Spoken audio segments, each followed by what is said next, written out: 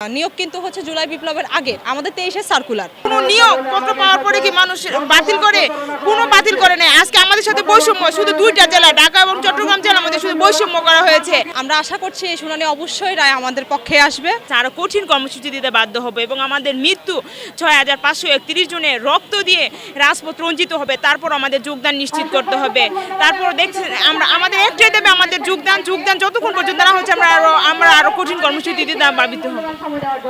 না, আমরা শান্তিপূর্ণভাবে অবস্থান করতেছি। আপনার দেখতেছেন যে আমরা 11 দিন যাবত শান্তিপূর্ণভাবে অবস্থান করতেছি এবং আমরা এখনো পর্যন্ত শান্তিপূর্ণভাবে অবস্থান করতেছি এবং আমাদের দাবি যদি আদায় না হয়, কালকে আপিল বিভাগ যদি আমাদের আমাদের অধিকার ফিরিয়ে না দেয় এবং তাদের রায় যদি আমাদের পক্ষে না আসে, তাহলে আমরা আরো কঠিন কর্মসূচি দিতে বাধ্য হব।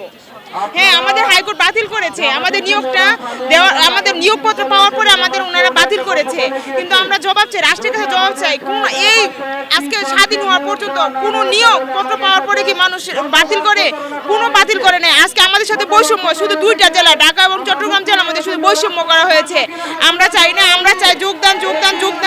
আমাদের সকল কিছুর মূলে আমাদের বৈষম্য। আমরা এই বৈষম্যহীন রাষ্ট্রের মধ্যে আমরা কেন বৈষম্যের শিকার হব?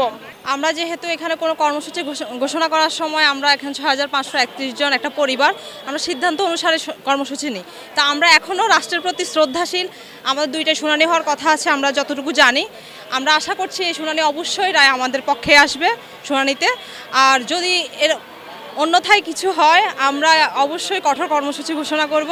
আমরা রাজপথ ছাড়বো না, রায় আদায় হওয়া পর্যন্ত আমাদের দাবি। না, ওনারা এটা হচ্ছে নতুন যে প্রজ্ঞাপন হয়েছিল জুলাই বিপ্লবের পরের যে প্রজ্ঞাপন, ওটা দেখিয়েছে, কিন্তু এই প্রজ্ঞাপনটা কিন্তু এখনো পর্যন্ত এটার প্রায়োগিক কোনো কিছু হয়নি। বা এটা যে সময় ইভেন যে হাসনাত আবদুল্লাহ কিন্তু সরাসরি বলেছিল না যে এই প্রজ্ঞাপনের কারণেই তো ওই সময় বিপ্লবটা আরও ত্বরান্বিত হয়েছিল। এই বিপ্লব কিন্তু এই প্রজ্ঞাপনটা কিন্তু কেউ মেনে নেয়নি।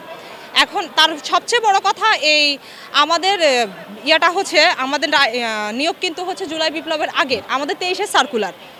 আর এই যে প্রজ্ঞাপনটা হয়েছে, এটা বলা হয়েছে যে এটা 27শে নভেম্বরের পর 2024-এর 27 নভেম্বরের পর এটা হয়তো যদি কোনো নতুন সার্কুলার আসে, ওই নতুন সার্কুলার প্রয়োগ হবে। আমাদের সার্কুলার 2023-এর, আমাদের বিধিমালাও ভিন্ন, তাহলে এটা আমাদের ক্ষেত্রে কীভাবে প্রয়োগ হয়? আর প্রথম ধাপ, দ্বিতীয় ধাপ, 2টা ধাপ, কিন্তু আমরা তৃতীয় ধাপ একই সার্কুলারের 2টা ধাপ অলরেডি 1 বছর যাবত চাকরি করছে।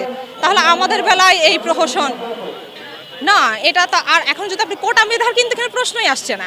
আর এইখানে আপনি যদি বলেন হ্যাঁ 60% নারী কোটা যেটা, সেটা আরও 2টা ধাপে প্রয়োগ হয়ে আসছে। আর এটা প্রাইমারি সবসময় একটা প্রাথমিকের আলাদা নীতিমালা আছে, সেই নীতিমালা অনুসারে করে কিন্তু আমাদের এই কার্যক্রমগুলো হয়। আর সবচেয়ে বড় কথা হচ্ছে যদি এরকম কিছু হওয়ারই থাকতো বা বলার থাকতো, সেটা আমরা কিন্তু রেজাল্টের জন্য অনেক সময় নিয়েছে সরকার। 3টা মন্ত্রণালয়ের সময় নিয়ে তারপরে হচ্ছে আমাদের রেজাল্ট প্রকাশিত হয়েছে 31শে অক্টোবর, প্রায় বিপ্লবের 3 মাস পরে, 3টা মন্ত্রণালয়ের সম্মতি নিয়ে।